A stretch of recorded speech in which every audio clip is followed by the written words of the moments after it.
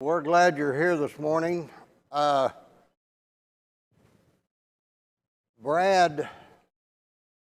McKeever is doing an active shooter training class this morning before you go into the fellowship hall. How long did that last this morning?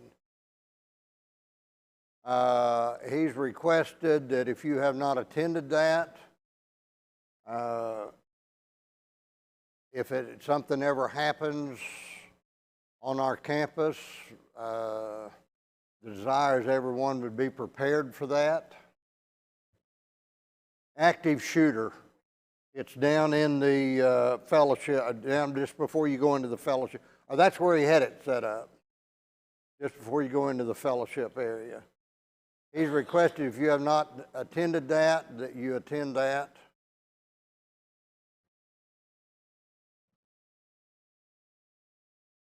Let's dismiss. Well, let's just have him come in here and do it. That'll be. We are glad you're here. We've asked Jerry Tucker this morning to lead us in prayer.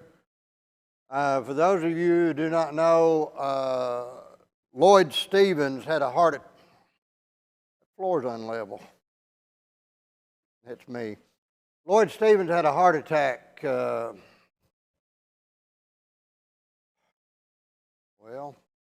Thursday.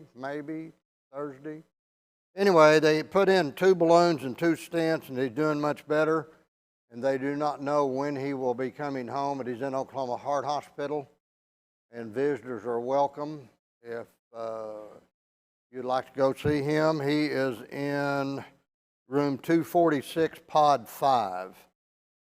I'm not sure what that pod 5 means, but he's in room 246.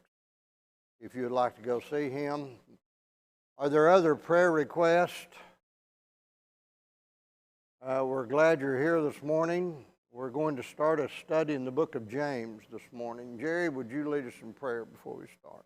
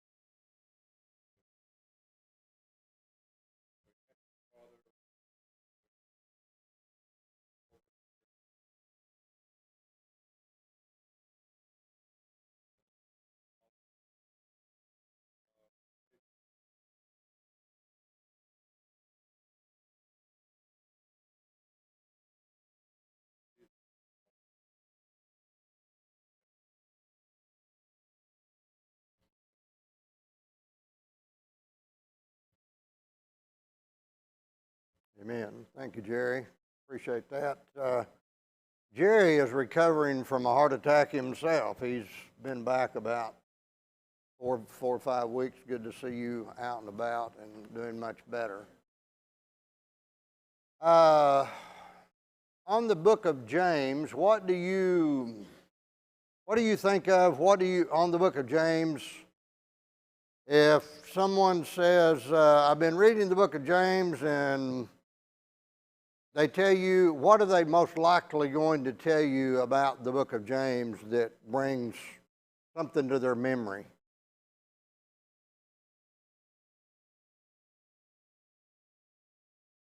Anyone? It's not a trick question. Book of James, what comes to mind? You're shaking your head yes, but I can't hear what you're saying. Controlling the tongue,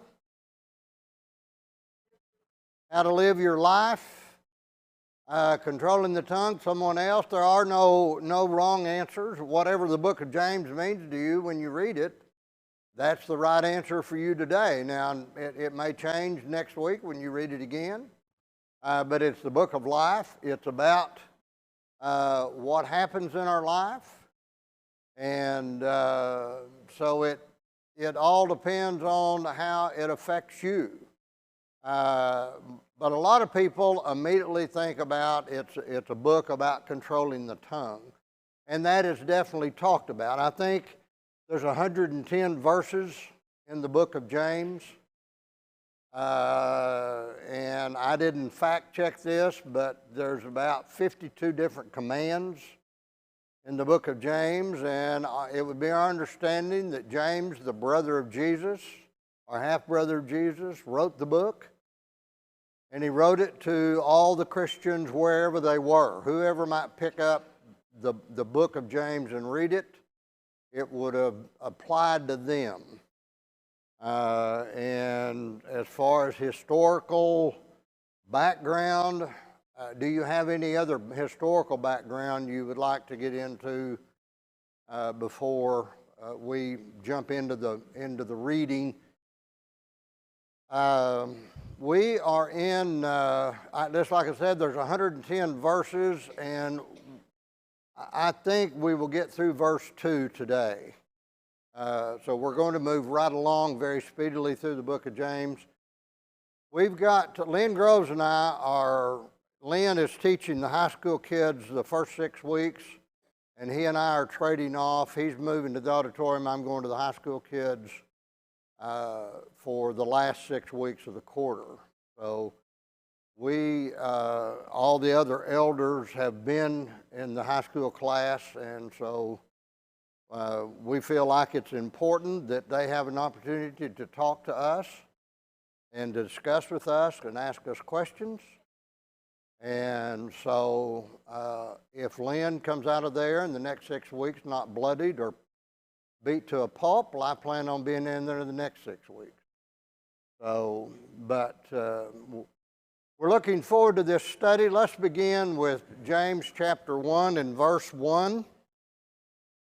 James, a bondservant of the Lord Jesus Christ, to the 12 tribes who are dispersed abroad. So in other words, wherever you are, if you are the 12 tribes in which we would understand that would be the Israelites, but we understand if that was only the Israelites, this book would not apply to us.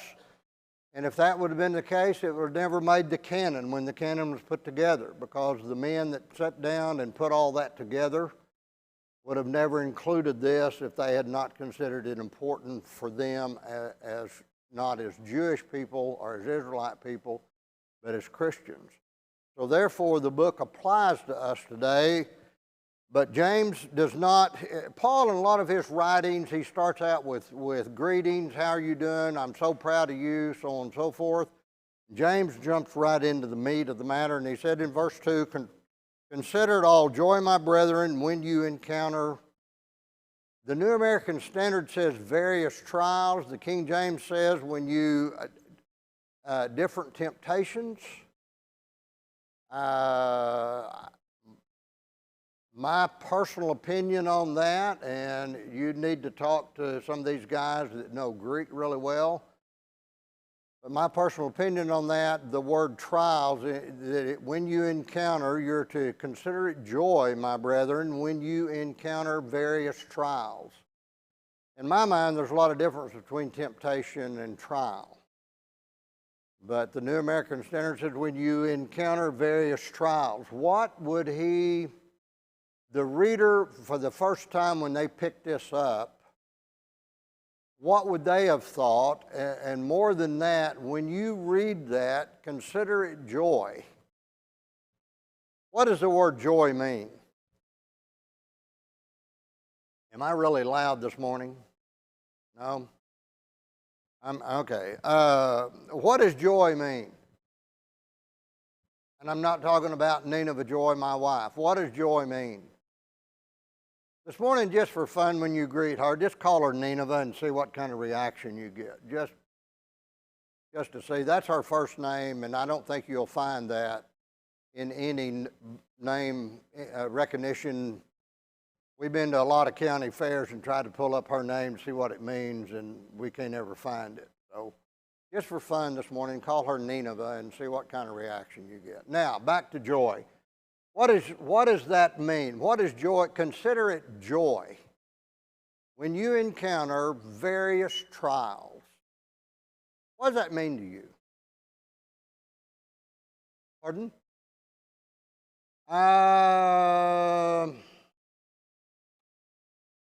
Okay, let me get this straight, Merv. I just lose my job and you want to see me do a happy dance. Is that what you're saying? Don't look at me like that. You know exactly what I'm talking about.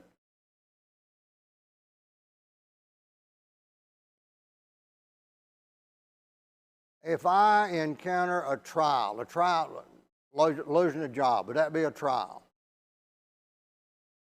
Huh? Matter of fact, Jen, did you find a job this week? Let's pray for Jen this week that she finds a job. She's been out of work now for about 4 weeks. She's really needing to go to work. But, and I was being smart alecky with you, and I apologize for that. But in other words, if it's happiness in all trials, then I'm just to act like nothing ever happened, and and the happy dance, whatever that is, pull it up on your Moji or whatever it is on your iPhone. It'll show you a happy dance. What is that? How in the world am I? I've lost my job. I have 3 children and a wife to feed, and I'm supposed to be happy in that situation?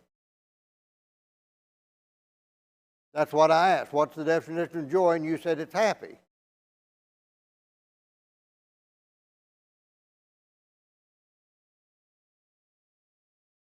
Thank you very much. Did Jerry Williams crawl in Merv Deason's body this morning? What? Did you show up just to give me a hard time this morning? Is that? Thank you. I appreciate that. Happiness and are they a synonym? Happiness and joy the same thing? Should be. Can you tell sometimes when I'm happy?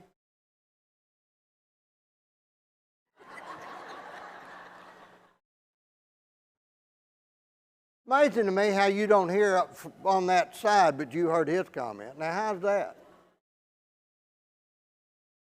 The active shooter class is down the hall, Merv. Would you mind exiting the building?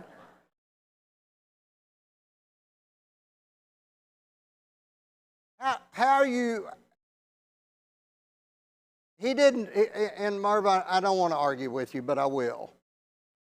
He didn't say, be happy when you encounter trials. That wasn't the word. He didn't say be happy. When your life turns upside down, now, an expression of being joyful might be that it was evident that you're happy. But what is another definition of joy other than happiness? Can you be joyful internally and it not show external? Is that possible? How's that?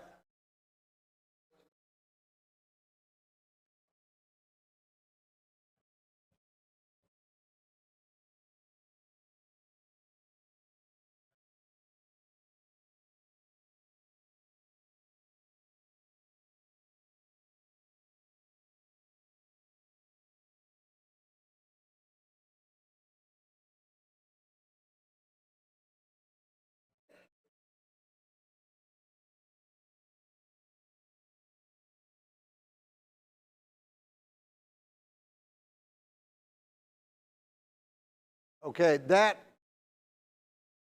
and that's what I was trying to get at, Merv, I'm sorry, between joyful and happiness. The difference is that no matter what's going on in your life, James is saying you feel joyful about it, not because of what you're enduring, not because of what you're going through, but because of what? The salvation that you have that God has promised you.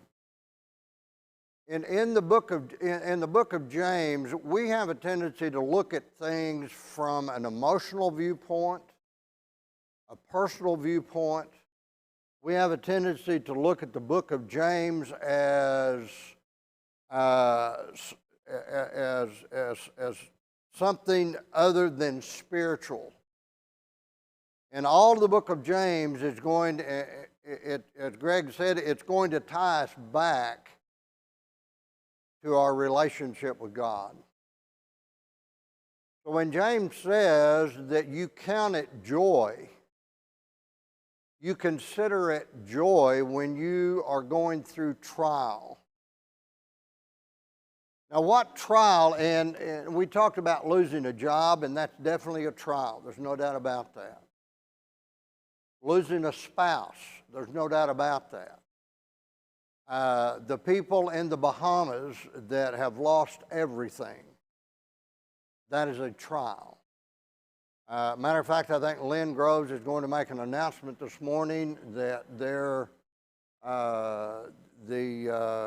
Church of Christ Relief Group out of Tennessee is getting a bunch of stuff together to take to the Bahamas for the members of the church in the Bahamas. I think he's going to announce that this morning. But it's very difficult to find joy or happiness in situations that turn our world upside down. And some of you have been through some very, very excruciating physical, psychological, emotional situations. And when we come across this passage, maybe our first reaction is, are you kidding me? You want me to find joy? You want me to find contentment in what I'm experiencing? James, that doesn't even make sense. And it's pretty evident that, James, if you would have experienced what I'm experiencing right now, you would not feel happiness or joy either. Because this is really the pits. But what did they think about? Let's look at some passages. Let's go to Matthew chapter 5. Let's look at some things that the first century church might have looked at. And it's possible that the early church, I don't know when James was written. I couldn't find anything on that. I'm thinking AD 60 something, I don't know. Is that AD 6? But so they would have been Christians that would have experienced seeing, although they might have been young, they would have experienced Jesus' death on the cross. They would have experienced when the church was established, they would have experienced gathering in houses and all that went with that. And then when they started suffering persecution, they were scattered all over the country. So they would have experienced that, but Jesus said in Matthew chapter 5, verse 10, "Blessed are those who have been persecuted for the sake of righteousness, for theirs is the kingdom of heaven. Blessed are you when people insult you and persecute you and falsely say all kinds of evil against you because of me, and rejoice and be glad, for your reward in heaven is great, for the same way they persecuted the prophets who were before you. Of course, we refer to this as the Sermon on the Mount, Matthew 5, 6, and 7. And what Jesus is telling them, blessed are you, and it's not past tense, but it's future tense, when people revile you. Blessed are you when you are persecuted for the sake of righteousness. Blessed are you when people insult you and falsely say all kinds of evil against you. It's been quite a while since I've been persecuted for calling Jesus my Savior and for standing for righteousness. Oh, wait a minute. On second thought, I don't know that's ever happened to me. I don't know that I've ever been persecuted. I don't know that I've ever lost a job. I don't know that I've ever lost a promotion. I don't know that I've ever not been blessed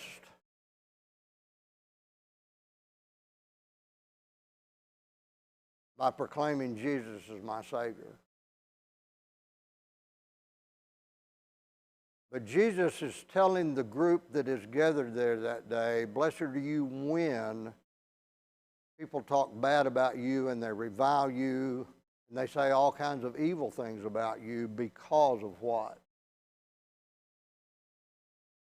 Because of me, speaking of Jesus.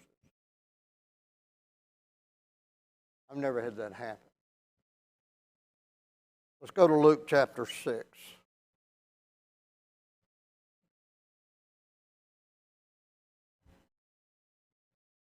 And I can't read my writing. It's either verse 22 or verse 27. It says, blessed are you when men hate you and ostracize you and insult you and scorn you. Name is evil for the sake of the Son of Man. It's 22, Luke 6, 22. 23, be glad in that day and leap for joy.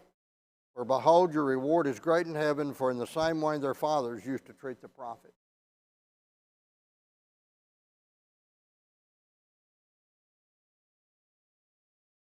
Now here's a situation where, Merv, we talked about the happy dance. Here's a situation where he says, you leap for joy. When you're spoken evil of, let me misquote that. He says, be glad in that day and leap for joy, for behold, your reward is great in heaven. And he's referring back to verse 22, blessed are you when men hate you and ostracize you and insult you and scorn your name as evil for the sake of the Son of Man.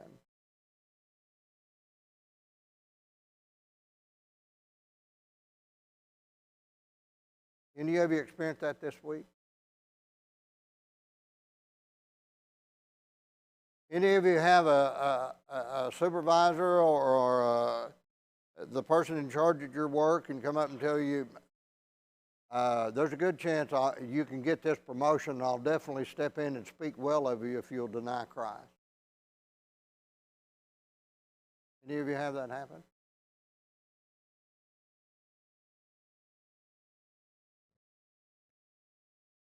Okay, Marge said she's had it happen over the abortion issue. Right, right. And she said that people come at you really, really hateful. And the thing is, there's some of those situations we look at political issues, and they're not political issues, they're moral, spiritual, scriptural issues. And there's coming a time that probably more of us are going to be subjected to the hate and the ridicule when we take a stand on that issue. But he's very careful in the way Jesus picks these words here, that when men hate you, ostracize you, and insult you. You want me to leap for joy in that? You know, there's a passage, another passage that talks about that the people were coming to him in the thousands, and they said, well, now how do you know it was thousands? Well, how many people did he feed with the 2 fish and the 5 loaves? And there was another time he fed 4,000 once, he did 5,000 once, so we know they were coming to him by the thousands. And they were excited to follow him, and they were bringing their children to him, and he was healing them. And if you had a sick child, or you had a sick spouse, or your mother-in-law was sick, if you could get him or them in front of Jesus, however he healed them, he healed them.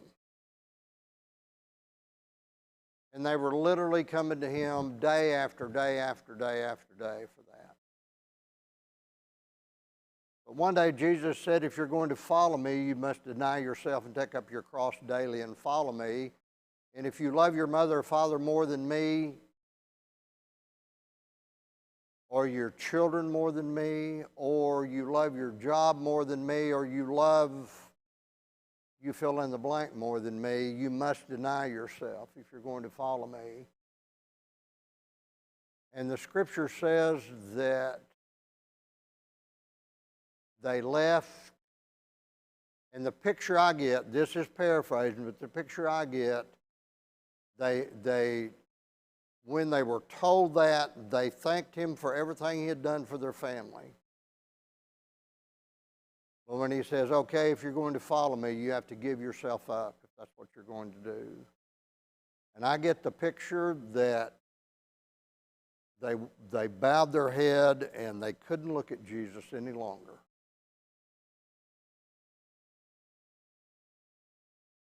Because it just wasn't worth the cost.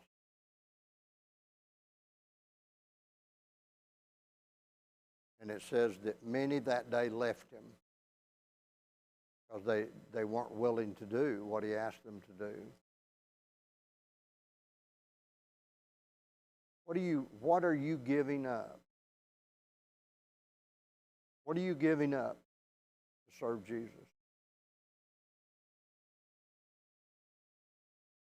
Salvation is free. It's a free gift by the grace of God.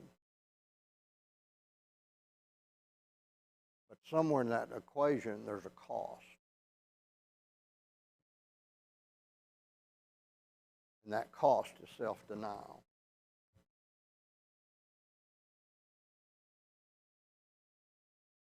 Let's go to Acts chapter 5, verse 41.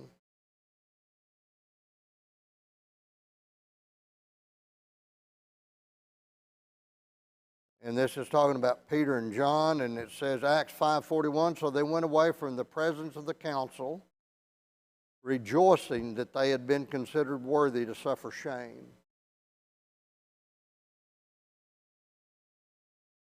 Of course, we know Peter and John had been told, you quit preaching in his name, and they were released.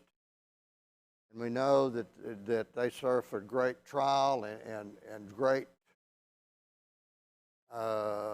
bodily harm for preaching Jesus. But they went away rejoicing because they had been considered worthy to suffer for the shame of his name.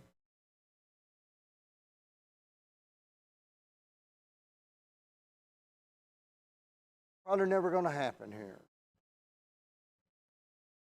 We're all in the assembly together some Sunday morning. 500 are present. Somebody comes in heavy guard, and they decide that they want 12 of you. We'll spare everybody else the humiliation and the beating, but we want 12 of you to step forward. For the sake of Jesus Christ and his blood shed on the cross, we want 12 of you to step forward and take a beating in front of all the rest to prove your love for Jesus.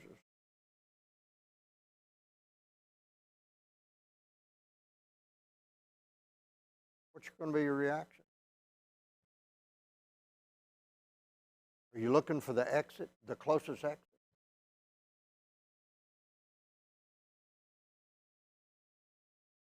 Are you immediately going to be the one that stands up and says, I love Jesus, He's my Savior, and I'll take that on? Well, that's kind of the picture I get that Peter and John went through.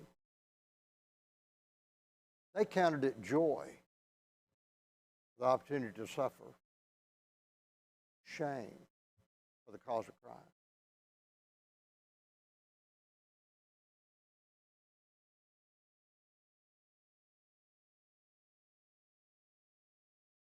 Romans 8, verse 17. Romans 8:17, and if children, heirs also, heirs of God and fellow heirs with Christ, if indeed we suffer with him, so we may also be glorified with him. For I consider that the sufferings of this present time are not worthy to be compared with the glory that is to be revealed to us. Of course, we know this is Paul speaking here, and we know that after Paul became a Christian, immediately he had inflicted a lot of punishment and a lot of stress on Christians. But then we know that after he became a Christian, then he himself started experiencing a lot of persecution and a lot of trial. How many times was he beaten? 39 lashes. How many times was it? 3? He was shipwrecked twice, beaten 3 times for the cause of Christ. And he walks out of that situation, and in 18 he says, for I consider that the sufferings of this present time are not worthy to be compared with the glory that is to be revealed to us. I don't get that.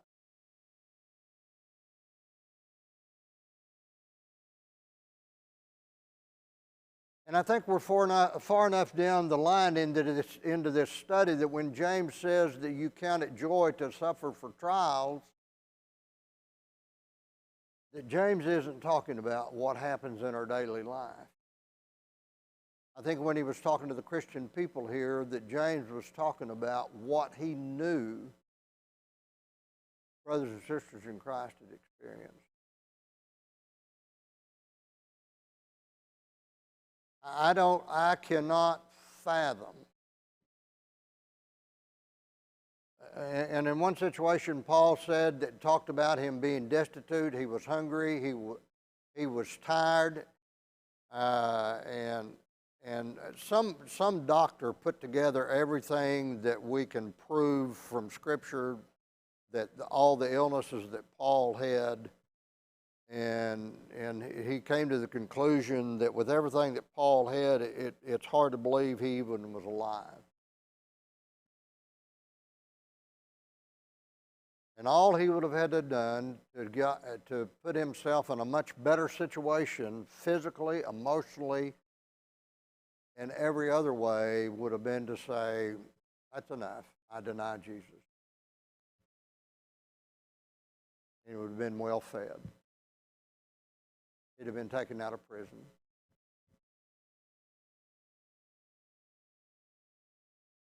I can't grasp that.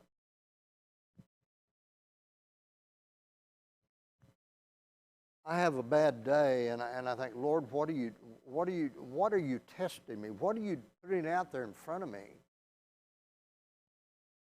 I have a bad day because something doesn't go right, or somebody says something to me that I find offensive, and it doesn't have anything to do about Jesus. It has to do about my personality, or somebody tells me they don't like me, and I get poochy lipped, and I start feeling sorry for myself. I cannot comprehend.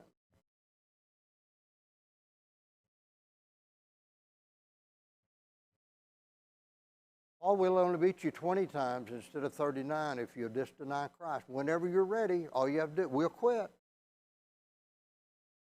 The guy that's giving you the lashes, I'll tell him to quit. All you have to do is deny Christ.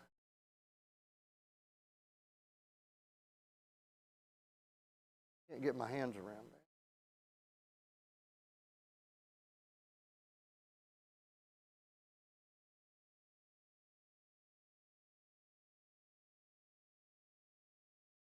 Let's go to Romans 8, verse 35. Who will separate us from the love of Christ? Will tribulation, distress, persecution, or famine, or nakedness, or peril, or the sword? 36, for just as written, for your sake we are being put to death all day long. We are considered as sheep to be slaughtered. But in all these things we overwhelmingly conquer through him who loved us.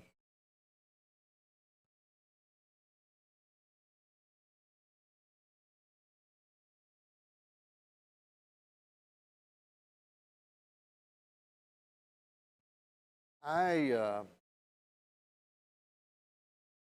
don't know how much longer I have to live.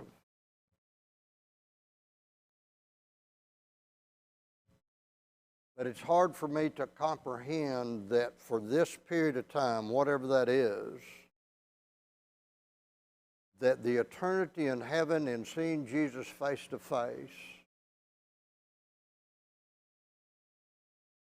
is, the trip is worth it because of the end result.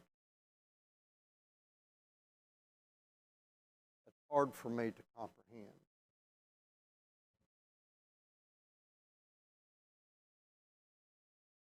Jesus, don't you see, don't you understand how I'm suffering? Don't you care?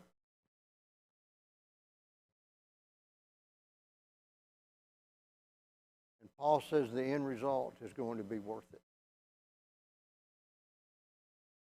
That is so hard for me when I'm in the middle of something. And the trial that James is talking about, there's no comparison to what I go through in daily life. None. But I take that and I say, Jesus, don't you hear me? Are you not listening? But the comparison of what the first century church Christians went through compared to what I go through as a trial, there's no comparison.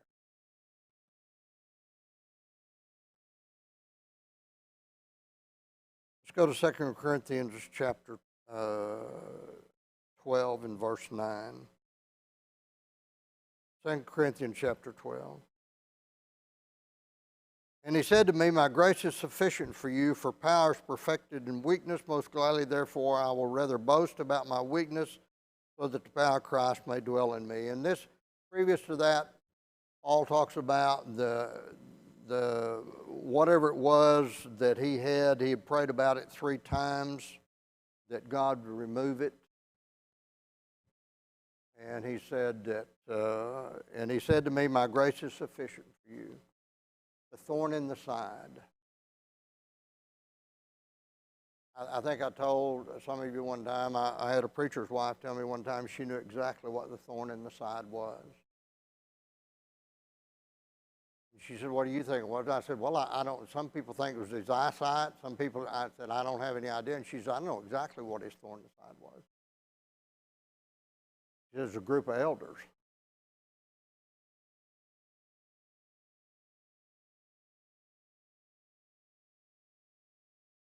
She might have been right.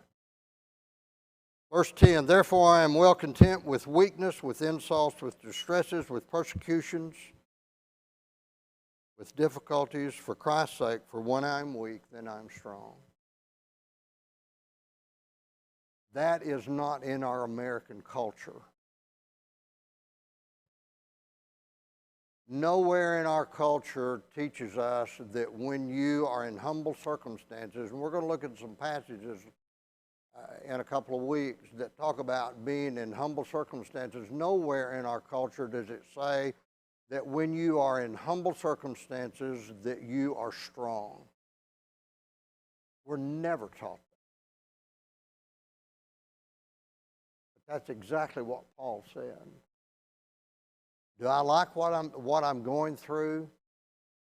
Whatever the thorn in the side was, no, I don't like it. I've asked God to take it away 3 times, and he said, my grace is sufficient for you. But he says, therefore I am well content with weakness, with insults, distresses, persecutions, difficulties for Christ's sake, for when I am weak, then I am strong. Philippians 1:29. For to you it has been granted for Christ's sake not only to believe in him, but also to suffer to suffer for his sake.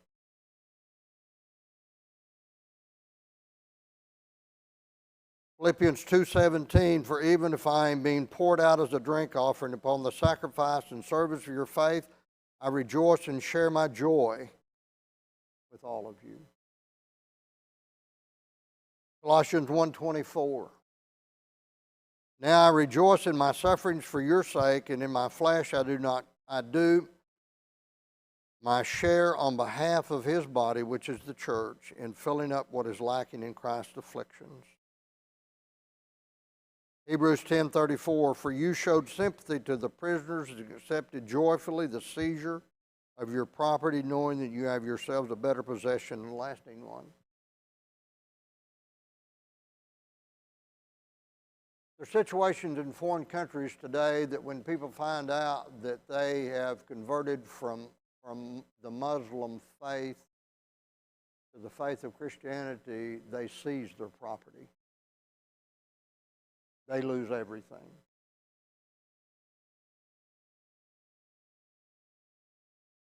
And whoever the writer of Hebrews is telling them that when that happened, I'm hearing stories that you rejoice in that for the cause of Christ.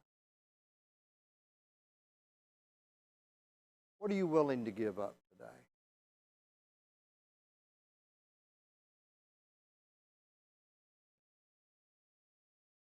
The reason, Second Opinion, chapter 4, verse 5, the reason we do not think that way is because we've never been pushed.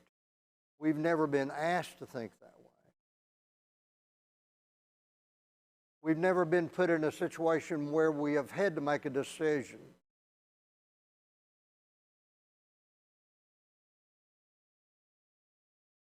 Some of the toughest decisions we have to make are well, am I going to sacrifice and not go see that movie? Or it used to be when Dallas was playing pretty good football, the sacrifice we made is we missed the first part of the Dallas football game so we could be in assembly at 5 o'clock on Sunday evening.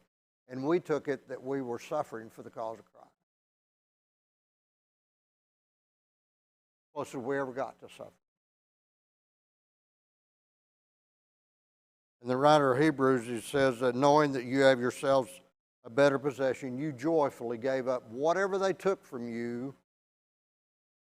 They came in to seize your property and they said, all you have to do is deny Jesus and we'll leave you alone, we'll go to the next house. And a man gathers his wife and his kids around him and he said, don't you dare harm my kids, but I am not denying Christ. And they didn't take the time to load his possessions and put it out in the street. They threw him out in the street and burned their property to the ground.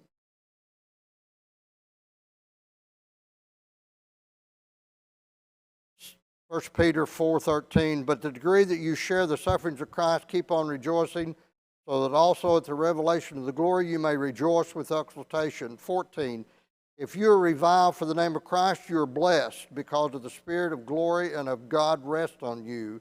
Make sure that none of you suffers as a murderer or a thief or evildoer or a troublesome meddler. But if anyone suffers for a Christian, he is not to be ashamed, but is to glorify God in this name. What are you giving up?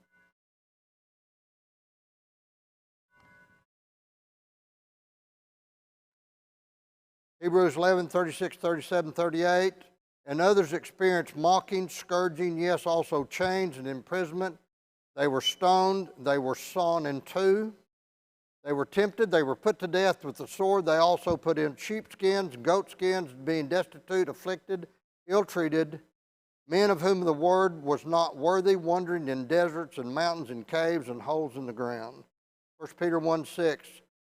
In this you greatly rejoice, even though now for a little while, if necessary, you have been distressed by various trials, so that the proof of your faith, being more precious than gold, which is perishable even though tested by fire, may be found to result in praise and glory and honor of the revelation of Jesus Christ. In verse 8, And though you have not seen him, you love him, and though you do not see him now, but you believe in him, you greatly rejoice with joy inexpressible.